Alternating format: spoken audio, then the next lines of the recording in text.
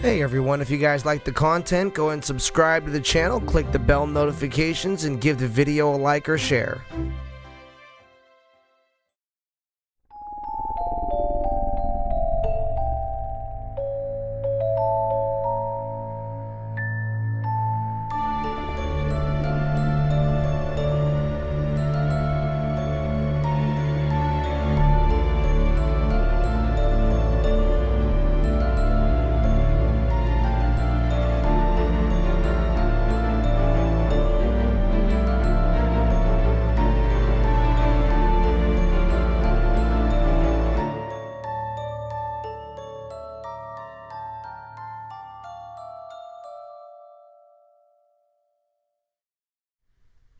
Welcome to the listening room, you guys. My name is Eddie Booz.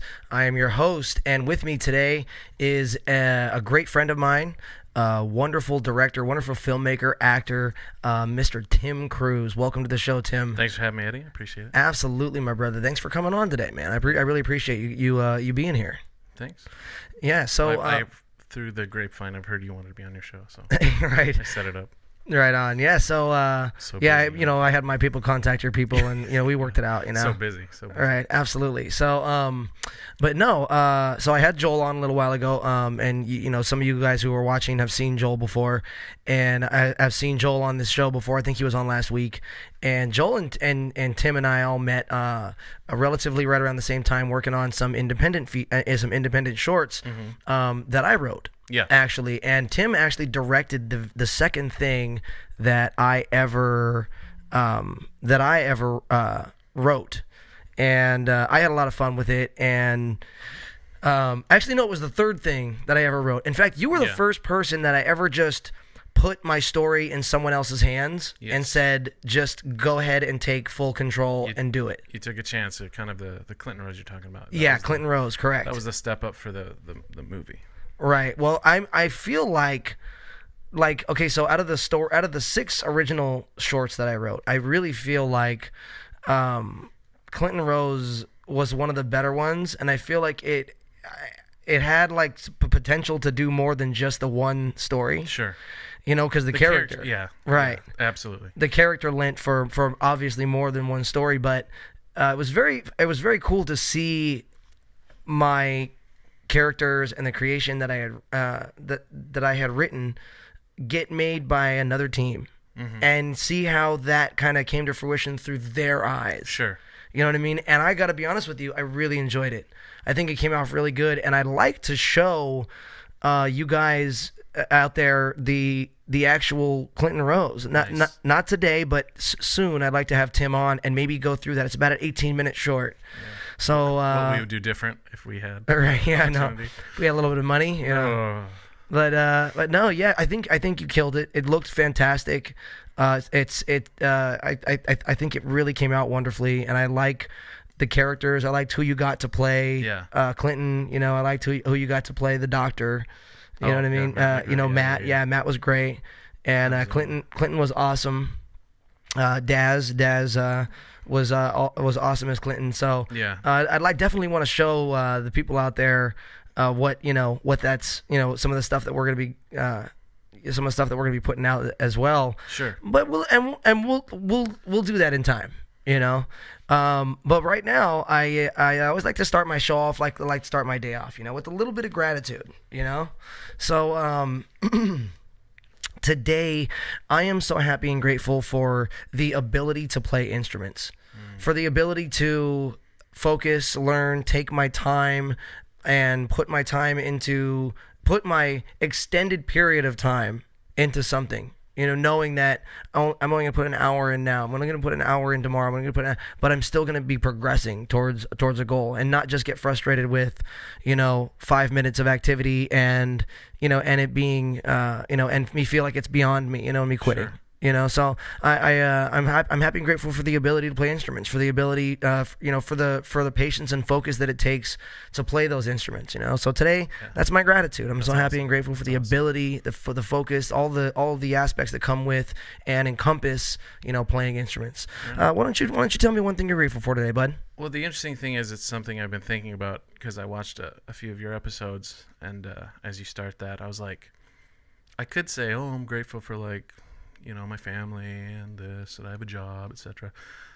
Which are all great things. They are great things, but then it made me think about it for real. Like, we don't really do this. Like, I like that you're doing this not only for this, kind of vlog podcast thing, but in general, because I don't think we as people do this enough, actually sit down and think about, hey, I ate food today, or hey, I got up today, hey, this or that or the other. So to be just grateful about any random thing to me would seem just kind of like empty and hollow, So when you were saying, it just made me think, oh, actually, I am kind of grateful for this and this and this too.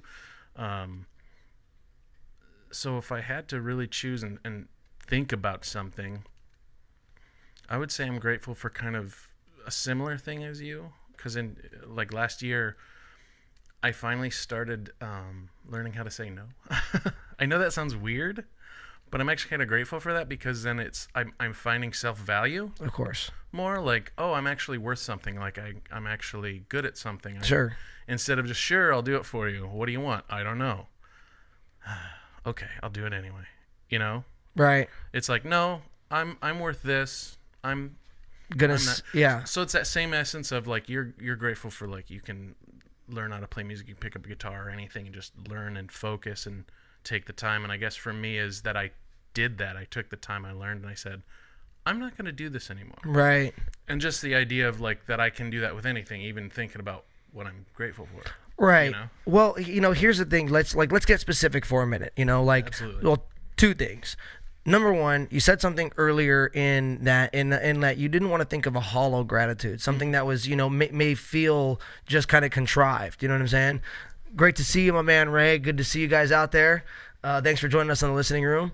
But I did want to say something. I did want to touch on that and say something to that effect. And sometimes when you really can't think of the things you're grateful for, when you're really not emotionally invested for being grateful for something in the moment, sometimes grabbing onto those little things and saying, I'm so grateful for family, I'm so grateful for, for this, is just maybe can be a stepping stone for you to change, for you to start changing your biochemistry and really start feeling gratitude. And then your wheels start turning, and then you start to understand, okay, I am grateful for this. I am grateful. Oh, you know what I'm saying? So, yeah. So I would say that there's a lot of validity to even those, to even those smaller gratitudes, or even those ones that may just seem kind of cliche. Sure. You know what I mean? Or taken for granted type, gratitudes. You know what I'm saying? And you hit it right on the nail on the head with that. That's what I was kind of alluding to, is I could have just said anything, but I haven't practiced it enough in my own personal life to just, today sucks, but you know what, I'm grateful for this or that, to where it does just build and build, to where you just start thinking of like, and you write down lists like, yes, oh man, exactly, that happened. Oh, this happened. Right. Oh, like even, just one for you. When I came over, hung out with you the other day, and I saw that you just kind of did this, like no matter what, you're like, no, I'm going to make ends meet. I'm going to get it done. You can come with me or not. That actually, I was grateful for that, for you. Like that you were able, just to say, all right, he's actually doing okay. And he's able to get by, and he's actually kicking ass and taking names, as it were. I appreciate that, brother. Thank you. But yes, I didn't want to be kind of fake and hollow with that. But no, I understand. And there really is no. I really don't think there is a such thing as being fake and hollow when it comes to gratitude. I think even at the most surface levels of gratitude, I think you're still accessing, some of the more positive vibrations and frequencies that the universe has to offer. Right. You know what I'm saying? So, but I understand, and completely, I understand what you're coming from, is to give some actual thought to what you're grateful for. So really actually sit with that and say, what is my actual gratitude? Not just say, oh, well, I got to come up with something I'm grateful for today because I'm at his show, so I'm going to say family. You know what I'm saying? It's not arbitrary, is what you're saying. You really, I understand exactly. Because I am grateful for all those things. Absolutely, absolutely. And and then moving a step further into what you were saying, towards the end there about you understanding that there's some self-value there, that there's some worth, and let's get specific here. You were talking about specifically people who want you to do work for them. They want you to do film work. They want you to do cinematography stuff or animation or storyboarding or whatever it may be. And you're always so nice and willing to help out a friend that you're so kind of willing to just put it out there. And you do. And then, after a while, you start to kind of feel almost a little bit of a resentment. But it's built up really in your own heart. And it's you may feel it towards the people that you've worked with or towards the people that have asked things of you. But I find that most of the time when you start recognizing that that's happening, you start really feeling the resentment within yourself for not saying no. Sure. For allowing yourself to be put in that position, because really it's all based on you. Nobody's got a gun to anybody's head. So as I'm saying, when you decide that you're going to do something for someone else and and they're not going to pay, you're putting that positive energy out. Sure. You're doing for somebody else. You're not necessarily expecting anything back, but at some point you had to realize that I also have A, B, C, and D. I also have my own life to live. Mm-hmm. I have these things going on, and understanding your self-worth, especially when you're in demand. I mean, especially when you have people calling you regularly and consistently for work. Sure. You have to at that point go, look, I have a career. Not only am I a filmmaker, but I also have a day job as well. So there's time I spend doing that. Yeah. There's time I spend with family. There's time that I need to allot my schedule to important things in my life. Absolutely. Including film work that pays. Yeah. Including film work that is going, because like I said, you are in demand. You are getting phone calls for all kinds of different work. So you have to take the work, you have to prioritize and take the work that's going to pay, and you have to like you did, understand your self-worth and just say, I can't do that right now. Mm-hmm. I would love to right now. I would love to, but I can't right now because I have priorities that I'm in the middle of that I can't put aside for something right now. Yeah. But I will be willing to work on that, in a little, down the future. Or if there's a budget for it, let me know, because then I can allot some time in my schedule for it a lot easier. Yeah. You know what I'm saying? And the biggest thing too, just to kind of piggyback on that, is what I've noticed about those people who I would talk to and try and get gigs or whatever. Half the time, despite being free or whatnot, it was, do they know what they want? Right. No, they don't. So then I'm sitting there, oh my God, okay. So you're doing the creative work too. So they ask you to jump on their project, and then you're also doing the creative work. You're not just doing. And then what happens is here, I got this for you. Then they have ideas. Yeah. They're like, you got to be kidding me. Right. And then reluctantly, it's like, okay, we'll fix it. We fix it. Well, can you fix it again? Sure. Yeah. And it's like you said, you could get very kind of right. At it, but it's got to move forward. Yeah, and it's important. Not right now. I'm on hiatus. Right. Yeah. Well, I find it's important to lay very clear cut and dry guidelines too. As you, Robbie, great to see you, my brother. He says commitments to yourself should be as important as to anyone else. It's so true, Rob. I mean, that's so important and true. Yeah. But when you do those things, when you start to prioritize yourself. Yeah. You're not putting anyone else down. No. You're not doing anything malicious with any type of intent to harm.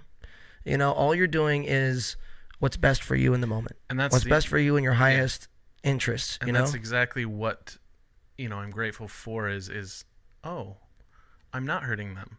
But it takes strength to also say no. Yeah, it takes strength to tell a friend, I can't do that for you right now. I'm that kind of guy's like, but I want to help them out. They I know. Me, I know. A lot of people are like that, my brother. A lot of people are like that. A lot of people have an issue with that, and so they just give of themselves until they have no more, until they're mad at the person they've been giving to, or they're mad at themselves, or mad at the world.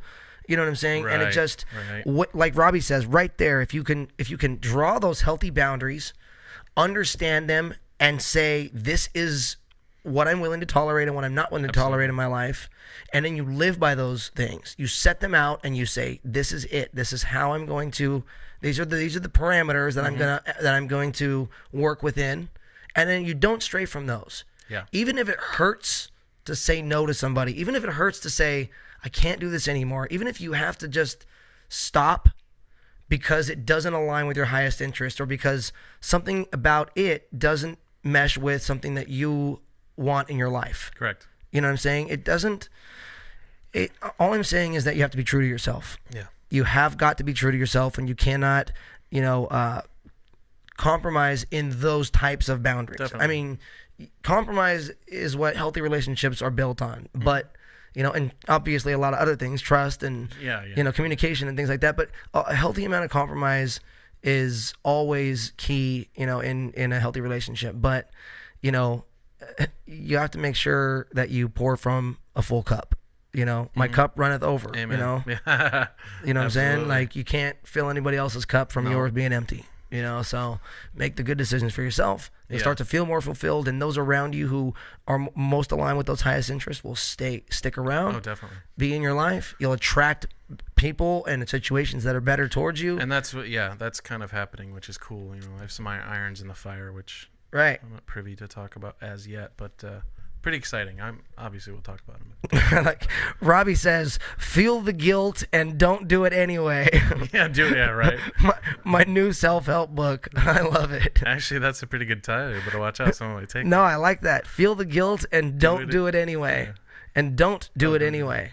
Because you just feel guilty that you don't, because you want to help this person, or you want to take those jobs for free, but you can't, and especially when you got work to do, right, bills to pay, but I like your gratitude, man. I like your gratitude today. That was very enlightening. It's very good to talk about that, and I always like to say on the show here too that it's paramount to stay active in your own emotional and mental health. To stay absolutely active in it, and not just let the circumstances of life dictate the way you feel all the time. Right. And one of the best ways to do that is to actually acknowledge the things you're grateful for, celebrate the things you're grateful for, write them down, say them out loud, put them. Put them in the comment section if you guys are grateful for anything, So, but that's one of the best and easiest ways to stay focused and stay, in the consciousness of gratitude. I think also, if I may, just another little absolutely addition to that is to. If you are wrong, own up to it. Oh yeah, huge. Well, I mean that here, for me, that's one of my that's one of my biggest pet peeves is like if I'm making a mistake, I will say, you know what, I'm sorry, I made a mistake. What can I do to fix it? And what can I do? And I'm gonna do my best to make sure it never happens again. Yeah. You know what I'm saying? To learn from that mistake and actually grow from it. Sure. Now, there's a lot of that, that's one of my biggest pet peeves. Like if I, run into somebody who who does something and then just can't take responsibility for the words that they say or for the things that they do, and it always, it's because of this person that I said that, or this person that 2 weeks ago that did that, or that shit don't fly with me. No. Like that. Excuses don't fly with me. You do something wrong, you own up to it, you say something, and you move forward, Absolutely. And to be honest with you, that garners more respect than anything else, in my opinion. It really does. I mean, when you just try and skirt it and, do, and try and do, mental and verbal gymnastics, it just doesn't work out for anybody, really. Seriously. And it's kind of embarrassing, really. Yeah, it gets frustrating, right. for sure. So, but, I mean, it is what it is, man. I mean, this life is, it's crazy. There's so many different nuances to the emotions that we feel on a daily basis, and how we react to different things that come into our lives, So, but again, man, I really like the thing. I really liked your gratitude today. Mine has been very, the last few days might have been very kind of, just about my passions in life, baseball and music, and instruments and stuff, and But I loved what you had to say today. It was fantastic, very insightful, man. I really enjoyed. I always enjoy hanging out with you and talking to you, Tim. We always see eye to eye on so many different topics, and it's just easy, But what we don't see eye to eye on a lot of times is movies, actually, and we're both filmmakers, and you and I just do not like the same movies. Like every time, like I've told you to watch a movie, and I'm like, dude, this is a great movie, and you're It's like, a horror movie. you come back to me and you're like, no, no, it wasn't good. or yeah. And I'm like, dude, it was a good movie. Oh Like, man, oh. we are experiencing technical difficulties. Switch to Daisy. We're still right. Yeah, I know. Switch the Daisy Cam, quick. Go. She liked it. Oh, that's Miss Nala. Oh, Miss Daisy and Miss Nala hanging out. Two little sweethearts. And we're back. And we're back. Doing it live. Sorry. I almost did my impression of that. That would have been bad. Demonetized. Thank you. No, yeah, instantly. Instantly. You got that's awesome. The guest who's never coming back. Right. Yeah, Tim no. Kruse. No, you guys are awesome. It's great to see you guys out there. Thanks for joining me in the listening room. This is on every weekday at 6:30. You guys, wonderful to have my guest today, Mr. Tim Kruse, director, actor, producer, done all kinds of amazing things. So Tim, let's go ahead and show everyone a little bit of some of the stuff you've done, some of the stuff we've done together. In fact, let's go ahead and show them one of the things that we shot together for his little Kickstarter thing. Oh yeah. So we were shooting a movie, and we were working with a really talented young actress named Noelle, and she brought us this project, and she said, we want you guys to she said, I want you, Eddie, to direct it, and I want Tim, to be the cinematographer, and will you guys do this thing? And we said sure. It sounded like it was going to be a fun little project to do, and it was going to be a web series if I wasn't mistaken. So. And so we filmed this little Kickstarter intro thing for it, and so here we go. I'm gonna show you guys. There's no title for this, so let's just call it Gunfight Gunfight at the Obu's Corral. Yeah, right. Here we go.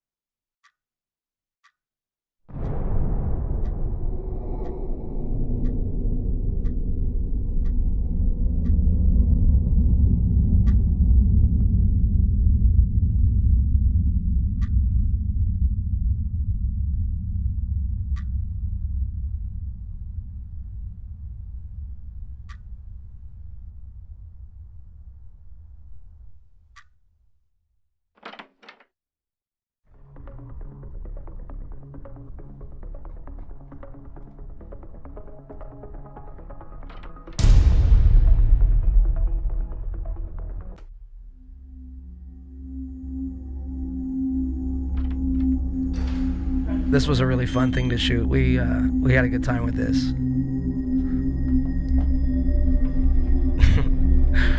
I'm all serious here. Look at that hair, dude. I need a haircut. What's going on with that guy? Good beard, though. I don't know about that.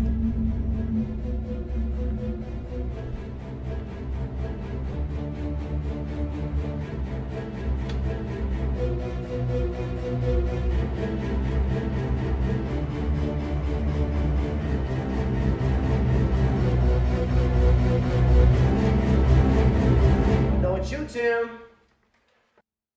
I got something for you.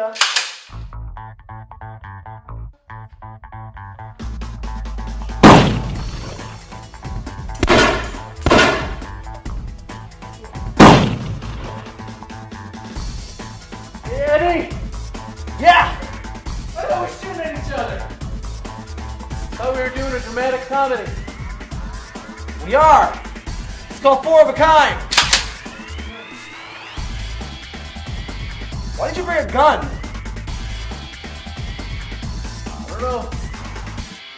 Put it down. I'll put mine down, and we'll tell these nice people about Four of a Kind.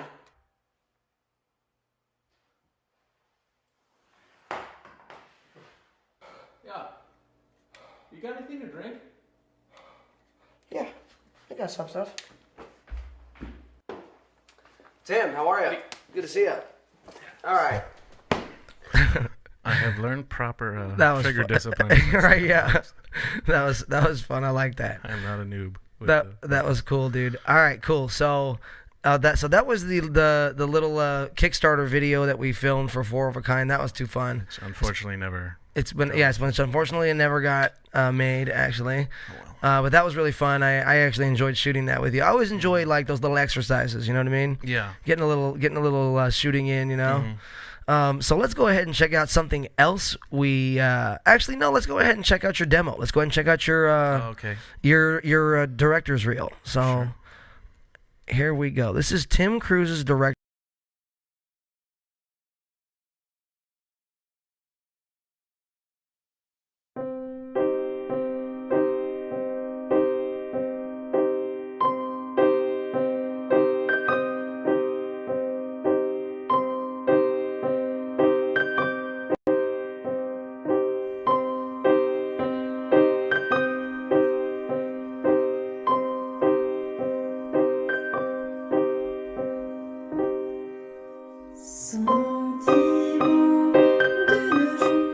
Coco Mademoiselle Chanel. Every night, it's the same dream.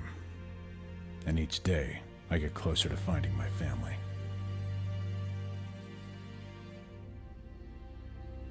I will find them. I just have to survive.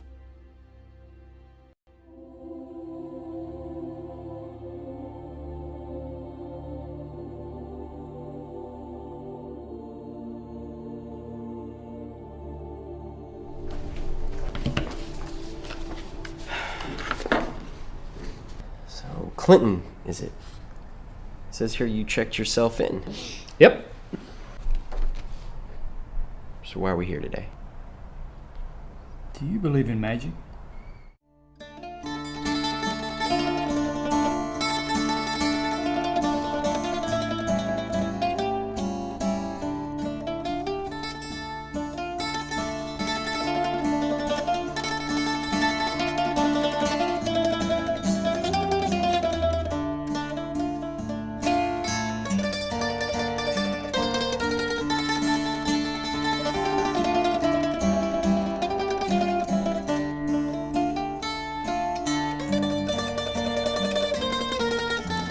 Got any threes? Go fish.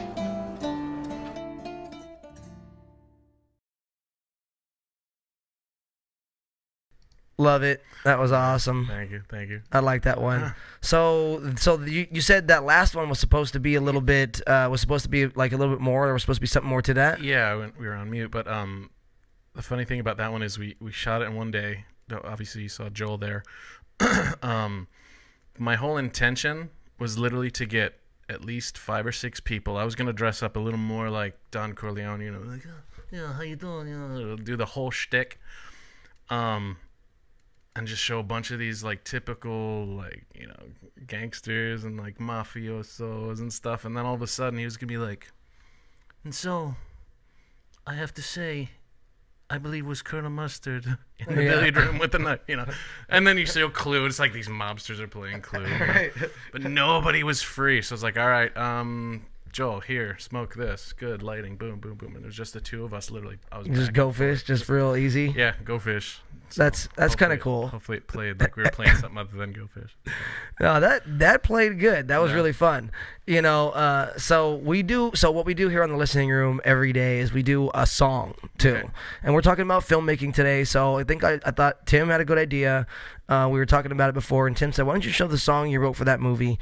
About 5, 6 years ago, I got a call from a friend of mine named Josh, who is apparently friends with a producer named Joseph Craig. And Never heard of him. yeah, and they called me and said, we need this song for this movie that's going to be potentially filmed with Hugh Jackman and Nicole Kidman. Nice. And they said it was a true story about some stuff that happened in Australia, I think in the 90s. So I was like, okay. So I didn't know anything really about the story. They just told me that the name of the movie was going to be called The Playmakers. And they said, write something in the style of they said in the style of like Mumford and Sons or something like that. So so I took to writing, and they said they had actually had another dude try and write this song, and apparently he came back 3 times, and they were like, all 3 times, like, no, we don't like it. So the guy called me and said, we want to give you a shot at writing this tune. You know, it didn't take long. It was pretty quick. It was definitely the same day or the next day that I got back to him. But here we go. This song is called "The Playmakers." You can find this on the album Booze like the drink. Once upon a time, out back, wide open, true. Made us feel alive, nothing that I owed you. And as it crushed under the weight of 1,000 suns, oh how they pray all damn night. And it's a Playmakers evening when that locks through the tragic night. It's a Playmakers evening, the darkness rolls over time.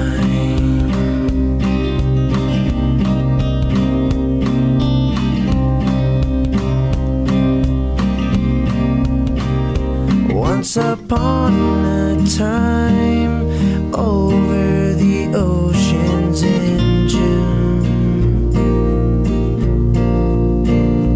forced upon the tide, just this one picture of you. And as we stepped on a foreign land, and he felt the sun upon his hands, then he cried. And it's a Playmakers evening when that locks through the tragic night. It's a Playmakers evening, the darkness rolls over time.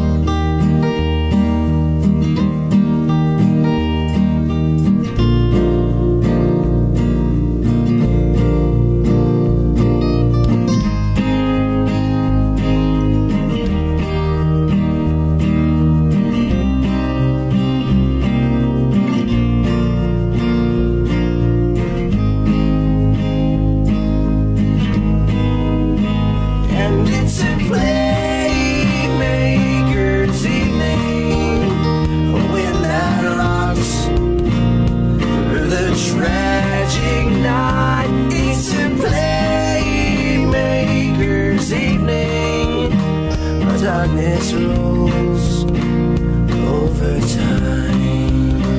And it's a Playmakers evening when that locks through the tragic night. It's a Playmakers evening, the darkness rolls over time.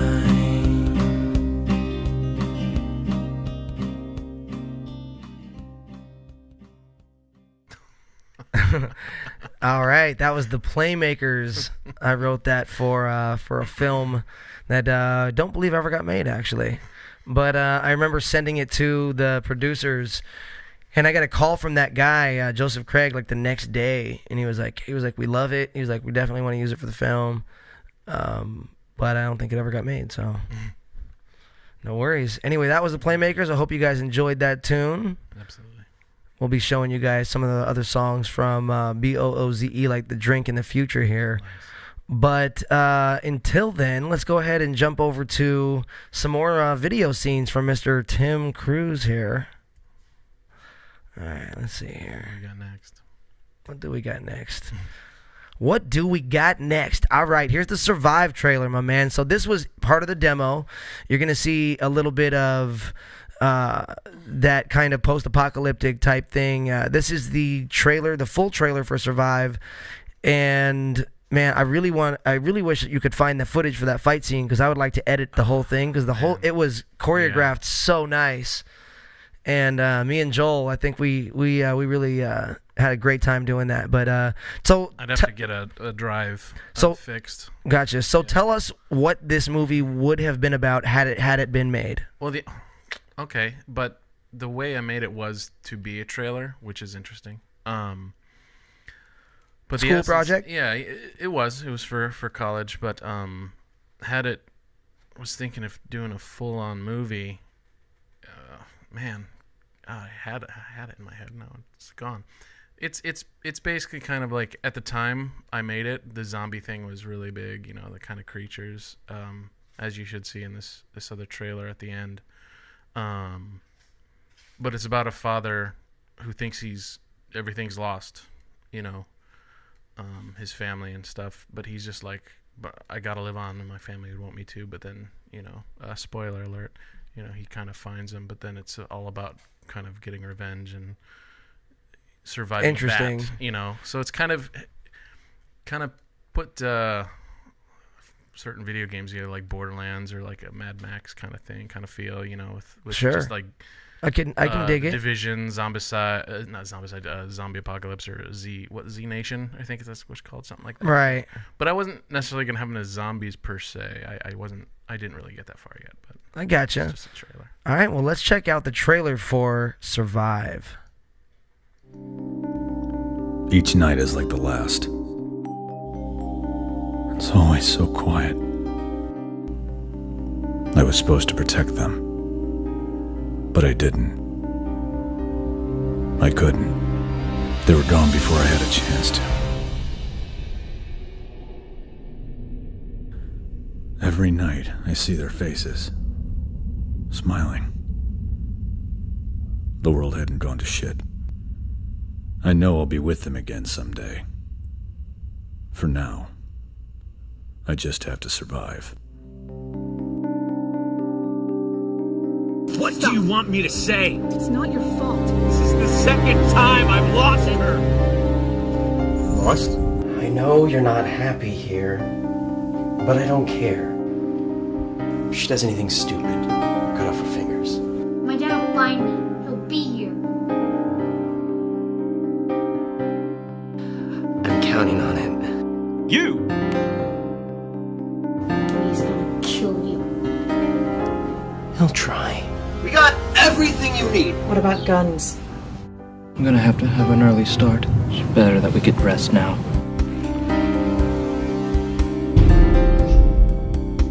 Run!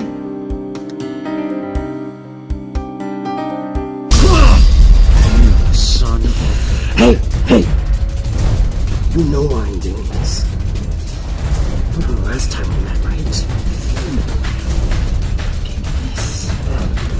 Killed my brother, too. You remember that, don't you? Don't you? Every night it's the same dream. And each day I get closer to finding my family. I will find them, even if I walk to the gates of hell.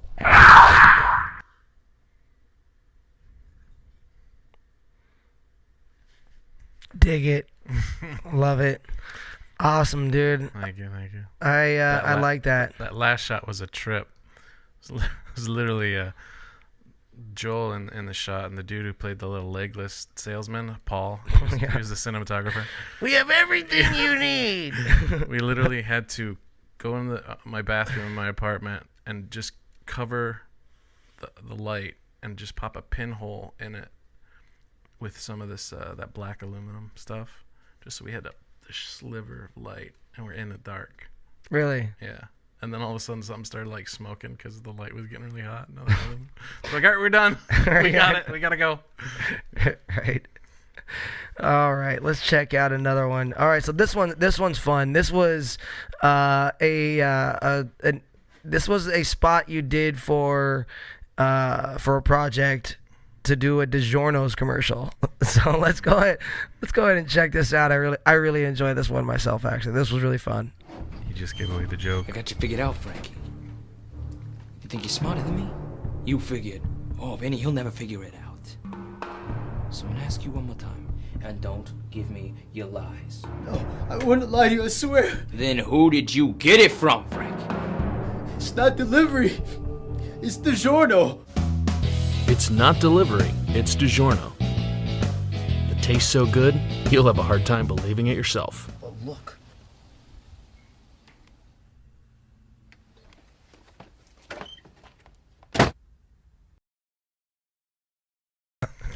That was good. Nice. I actually like that. Did you write that? Yeah. That was pretty. That was pretty funny, actually. My twisted sense of humor. I'm not gonna tell you again, Frankie.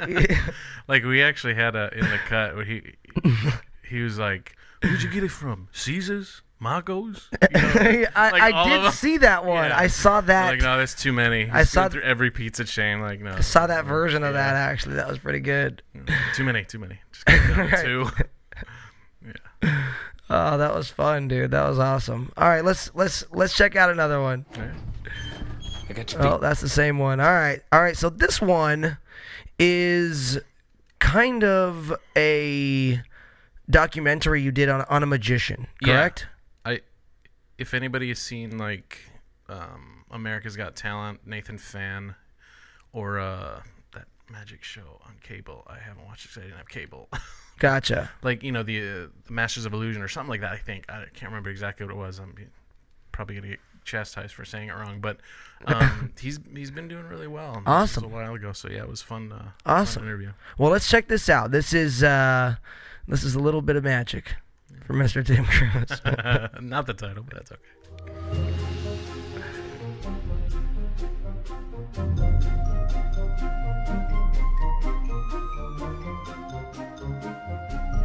Could just pretend I'm right about there.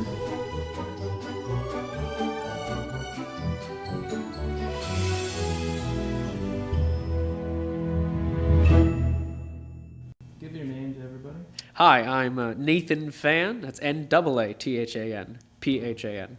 Nice. Are you a native Californian? Yes. I was born here in California, but when I was one, my family and I, we moved out to Scotland. Glasgow, yeah. Nice, that's cool. So you kept the accent. I keep it fresh because every once in a while, actually, when I perform magic up at the Magic Castle, you need sometimes in business, you need a bit of a hook. You need something that sets you apart from the competition. And so an Asian Scotsman is not something people are prepared to see. And so it just gets people to notice me. Yeah, it kind of pulls them in, like, ooh, what's his story? Nice. Where do you see yourself going in 5 years with all this future? In 5 years, what I'd hope to be doing is I'd hope that I'd have a relatively stable acting career as well. I'd love to be, at that point, in movies like once every year, every other year, being bit parts in movies and TV shows would be great. I'd also love to be going onto talk shows, and whether as an actor or as a magician. So I'd like a little bit more recognition on from a national standpoint, I suppose.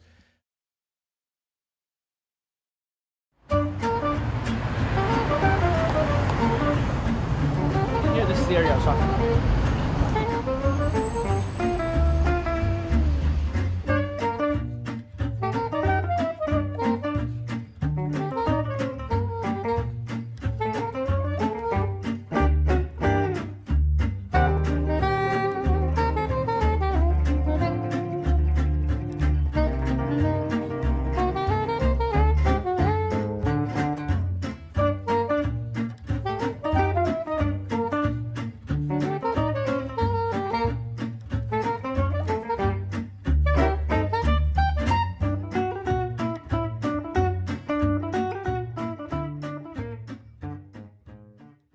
That inspired you to get into entertainment and magic or magic? I guess, at the risk of sounding cliche, it was my grandfather. My grandfather was a military man back in Vietnam, South, in case anyone's keeping track. And he happened to pick up a couple of magic tricks. I honestly don't even know where he learned them. And he's told me, oh, you know, everything you need to learn in magic is sold in a book called The Tarbell Course of Magic. Right. I started learning that way. But it was my grandfather originally, and then I got to watch some magic acts at like the Orange County Fair and things like that. It just got me more and more into it. And so this is your buddy's shop, The Best Magic. Is this one you frequent to buy tricks? Yes. This is Best Magic. It's a couple minutes away from Disneyland. 625 South Magnolia. If anybody wants to know. If anybody wants to know, bestmagic.com. What is it about magic you love the most? Gosh. I got some good questions. They're surprisingly good questions. They're questions people don't ask often, but it's things that I discuss with my friends and we can't come up with answers. I was with my friends the other night. We were saying, man, we just love magic so much, and we just sit there and we geek out over like it'll be the tiny thing, like look at the way he moves his pinky when he handles a deck of cards. There's little tiny things, but I don't know. I guess the thing I love about magic is that it challenges me. It keeps all the cylinders running at the same time. Some things it's like, oh, well, if I do this thing, it only challenges this aspect of me. If I do this, it only challenges this aspect of me.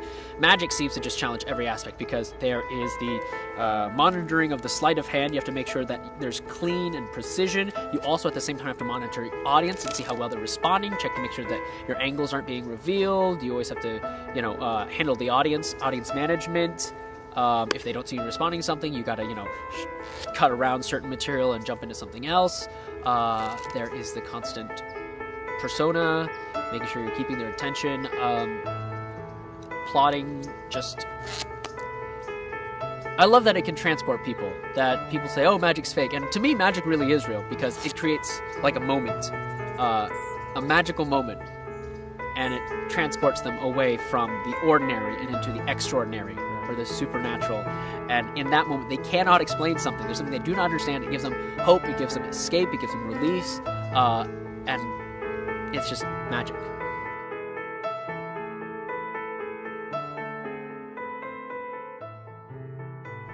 Oh, yeah. Nice, dude. Great work. I remember when I saw the production for that the first time, I was very impressed. I was like, dude, yeah, this looked really, really good. Like, to be honest with you, it felt to me, it was edited well, shot well. It just felt like it could have been on any network. It could have been on absolutely any network, dude. So, Appreciate that. Yeah, dude, you killed it. Adam says that guy's talented. Thank you, Adam. Appreciate that. Thank you. All right. It was a fun shot though. The location scouting.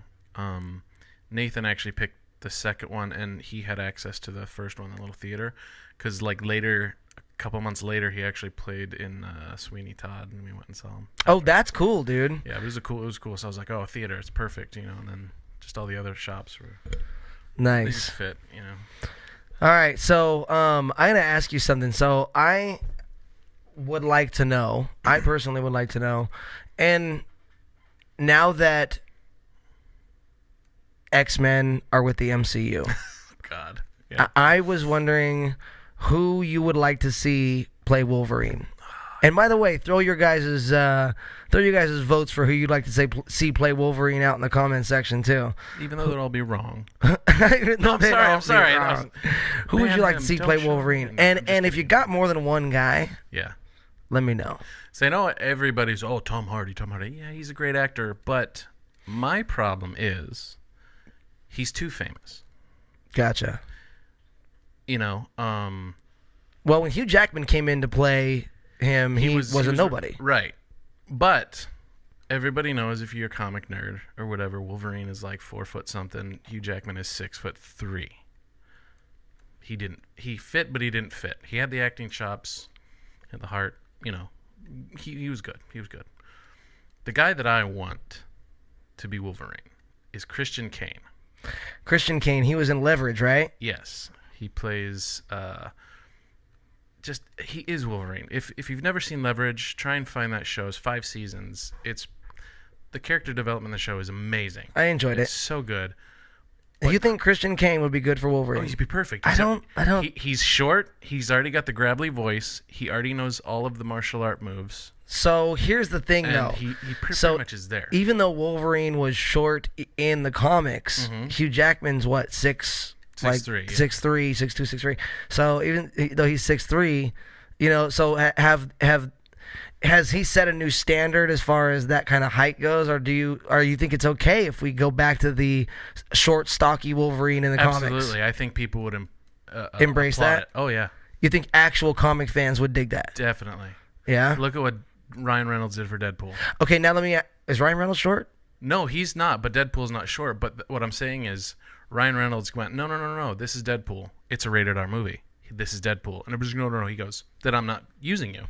He got rated R. Everybody loved Deadpool. Right.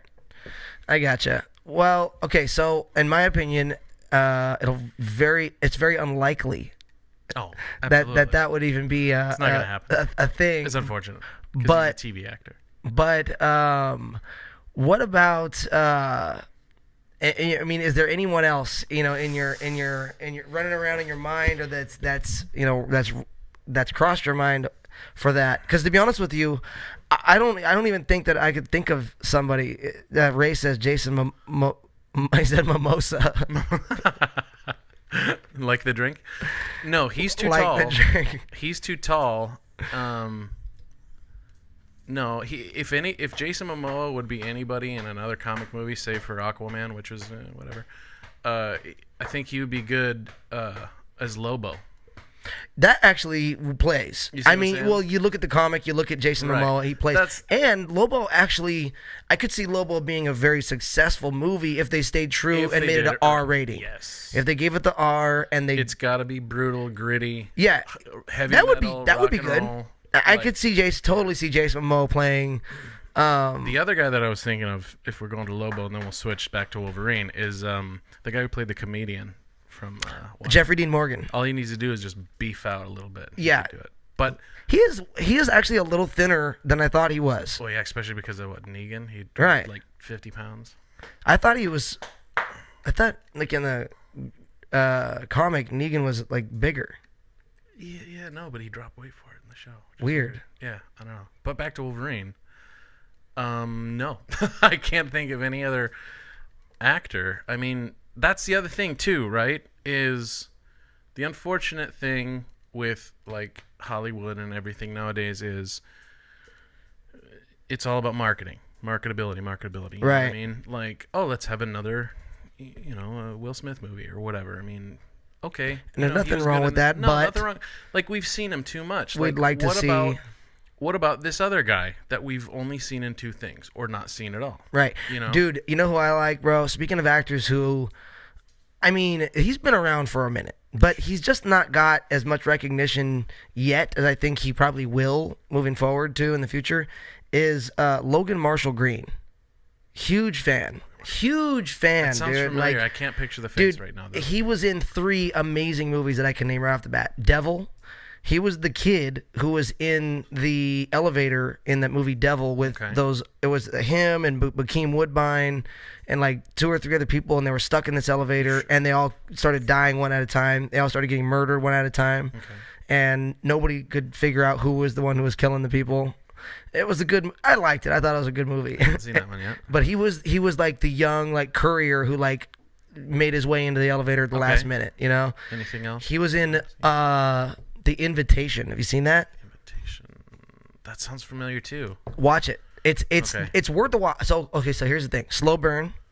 Super slow burn, but very interesting, and the end is worth the watch. Okay. The end is absolutely. It's one of those movies that's just like, okay, it kind of takes you through, and there's some anticipatory tension, but as you get towards the end, you get this like kind of like, what the fuck, like, yeah. holy shit, this happened. You know what I mean? Like, that was crazy. So it was a really good ending. Like, I really liked that. Nice. But and then what else was he in? he was in Upgrade.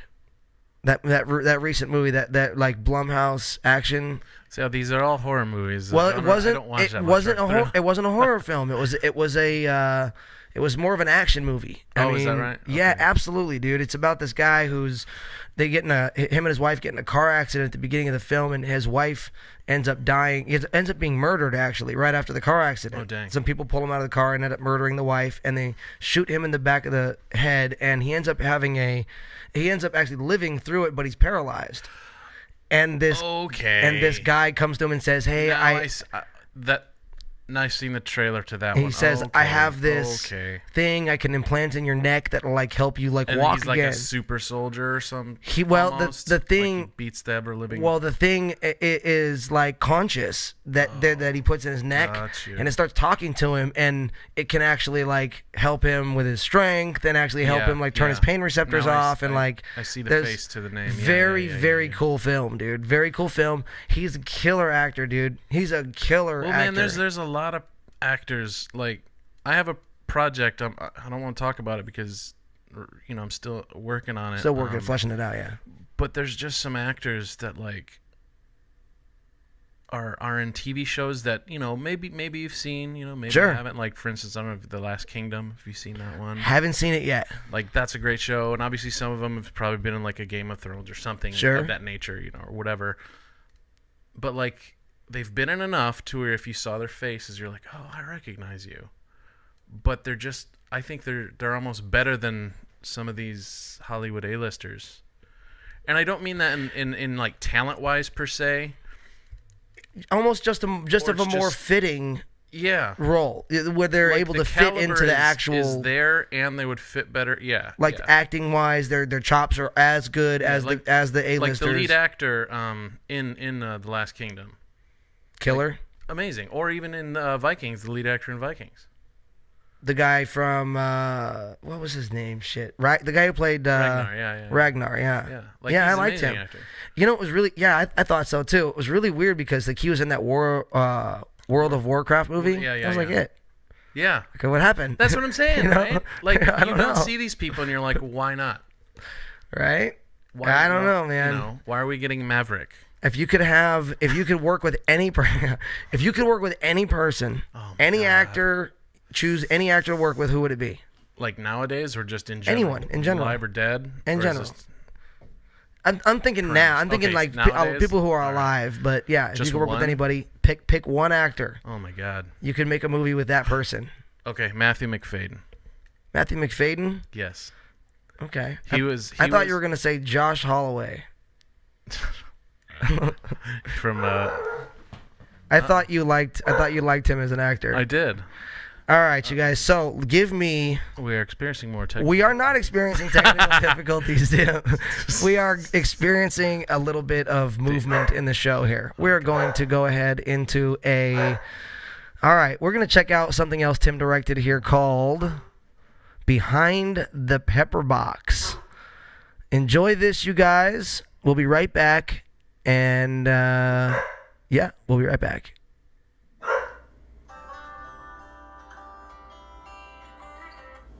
Hello? Hey, buddy. Oh, really? Yeah, I think we could do that. So let me call the guys and see what they say, and let me get back to you in just a couple minutes here and see if we can rock the show off for you. Hey, Robert. Hey, it's Eddie. Okay, I just got a call from Durf over at Cervello's, and he wanted us to play a show. Hey, Steve? Yeah, Pepperbox Lullaby. All right, well, look, me and Bobby were talking about getting together tomorrow around noon. If you can make it, that'd be awesome. If not, no worries. Well, why don't we get together and discuss the band member issue, and let's kind of tentatively say we're going to do this, yeah? All right, brother, I look forward to it. I'll see you tomorrow. Bye. 1, 2, 3, I am lost without my mood. Picking at my strings, I hear a cat that harmony, and now I'm home. My tune, if you sing along, if you like it, choose your melody, and if you know, I actually went through a lot of potential names, some which I really liked, you know, and others that, you know, we didn't like so much, and we kind of whittled it down to a good, like, 3 or 4 names. I think Somebody's Darling was one of the potential names for the band. So was Through the Mill. That was another potential name for the band. And we decided on Pepperbox Lullaby, kind of by votes from the guys in the band. And Pepperbox is the Civil War term for a pistol. And so Pepperbox Lullaby, you know, would, essentially be a bullet, so. All right, guys. All right, quickly, we got a show next Saturday, so I just want to talk to you guys real quick about what you guys feel like doing as far as the amount of members in our band. You know, The rest of the band and I have known each other. Well, I've been jamming with Eddie for 8 years, and I met him through our fiddle player Robert. And Robert and I have been playing together for 12 years now. James had mentioned something earlier about possibly having us three as the core group for Pepperbox Lullaby, and then at our live shows having, you know, Steve play with us, and then possibly having, like, you know, fifth member to play the guitar and do backups as well. What do you guys think about that? What do you guys think about, you know, three-piece, I think it'd be four-piece? good to fight to try and get Steve in as many gigs as possible, but he's in more Bunch of bands than I bands. can count. So. Yeah. Well, we're all in 100 bands. Yeah. I think if we're going to keep the core three, I think that's a good idea. As long as the three of us can practice and work on these songs, because the music itself is solid, I think, and we can do it as a three-piece. Where do I see myself going career-wise with this band? Anywhere it'll take me, honestly. It really depends on the crowds, the interest that that we can generate. If we do our jobs properly, I feel like people will resonate with it and we'll be successful. If not, then you learn from failure, right? So. Get back to the scene. Yeah. All right, let's do one of ours. Let's do Devil's Tail. Let's get it, guys. All right, ready? 1, 2, 1, 2, 3, 4.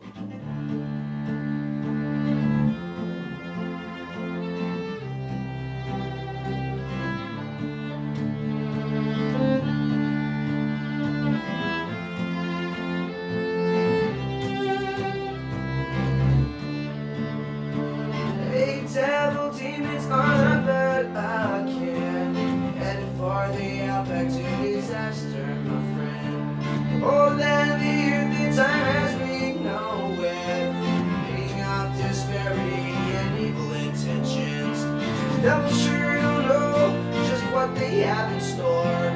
Michael's flying to and customs missed his flaming sword. He's got a window seat and he's making his amends.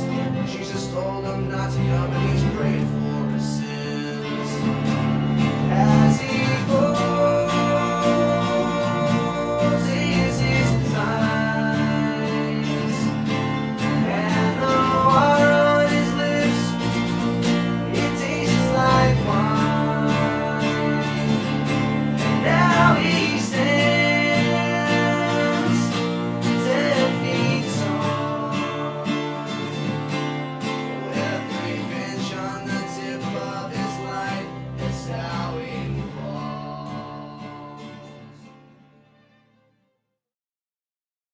I see us going far. You know, I think this is some of the best material I've written. You know, it's some of the strongest I feel about.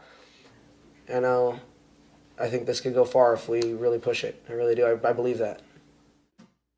1, 2, 3. I was thrown through the leaves like a wind blown through the trees, as the river over the stones. Through the years we're hanging on like a cattle out on the range. Lead me home. It's a struggle life, lessons as you kick the clock on by. It takes a man, it takes a God who studies and later wise. They're much closer than I am, and hope to be in time. And maybe they can teach me how to turn it back. I was thrown through the leaves like a wind.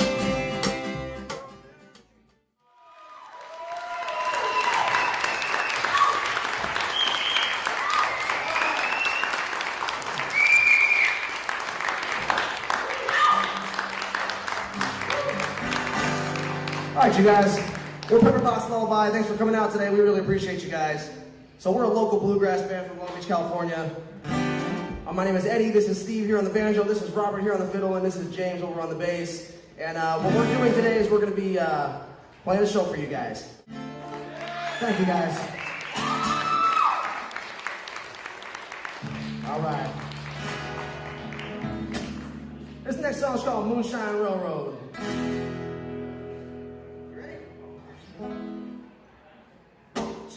And we roll down the tracks on the Moonshine Railroad.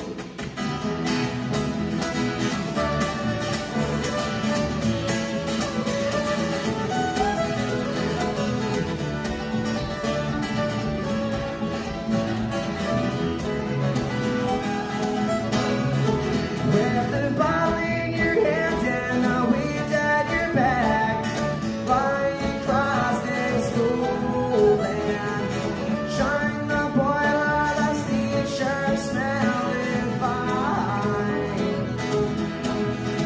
And the smoke in my breath reminds me of, takes me back to bottoms up. 4 years out, we're really going strong. And we roll down the tracks on the Moonshine Railroad. And the steam from the sky goes flying off. And that whiskey tree, pick off.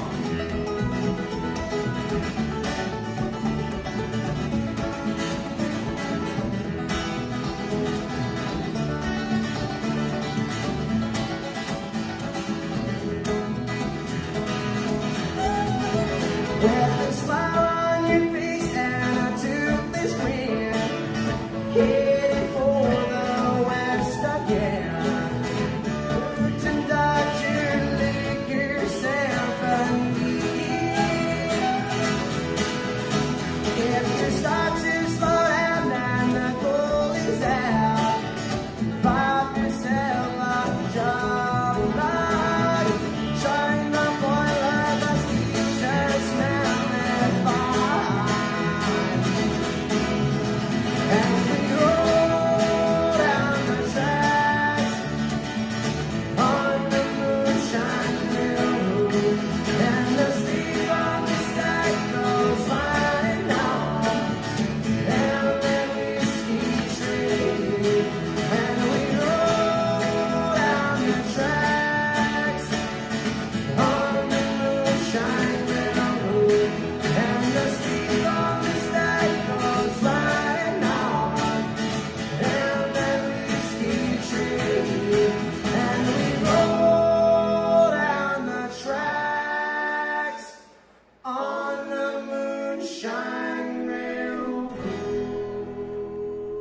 That was fun to film, dude. That was super, super cool. Absolutely. Absolutely. All right, you guys, I want to show you one last thing of Tim's before we go ahead and wrap it up for the evening. I'm going to have Tim back in about a week or two, and we're going to talk films. We're going to talk movies. We're going to talk about all kinds of different, movies that are supposed to be coming out pretty soon. Mhm. Some of the movies that have come out recently. Yeah. And what the future of film looks like. As far as after this goes. Right. So right now I'm going to show you the feature film that Tim directed called Killer Inside.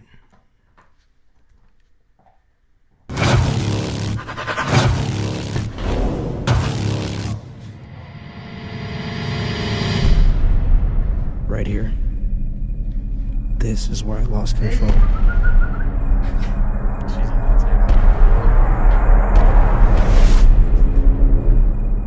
I know that hell is waiting for me with open arms.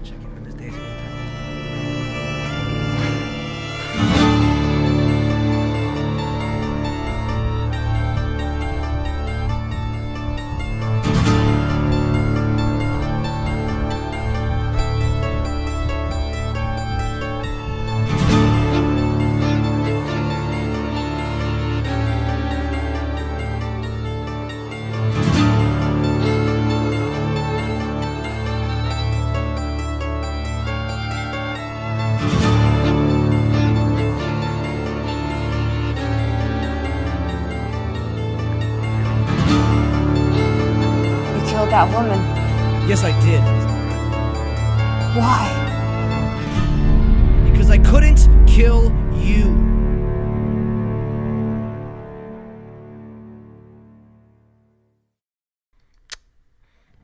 Awesome.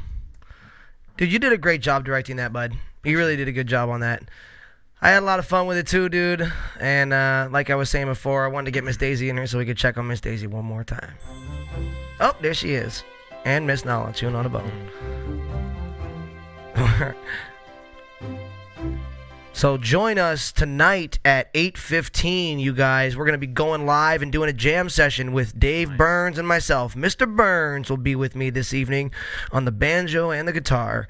And join us every weeknight at 6:30 right here on the Listening Room, you guys. Thank you so much to my guest, Mr. Tim Kruse, today for coming on, showing us some of the work that you've done, showing us some of your art. I really appreciate that. I know everyone else out there does as well. And I'm looking forward to having you on either next week or the week after. I think actually next week is fully booked. Sure. But the week after we'll put it on. Call your people. Do that. Yeah. We'll do that, and we'll make it happen. Sounds good. Absolutely, my brother. And tune in tomorrow night at 6:30. We're gonna have Klepto K here doing Loop Station awesomeness.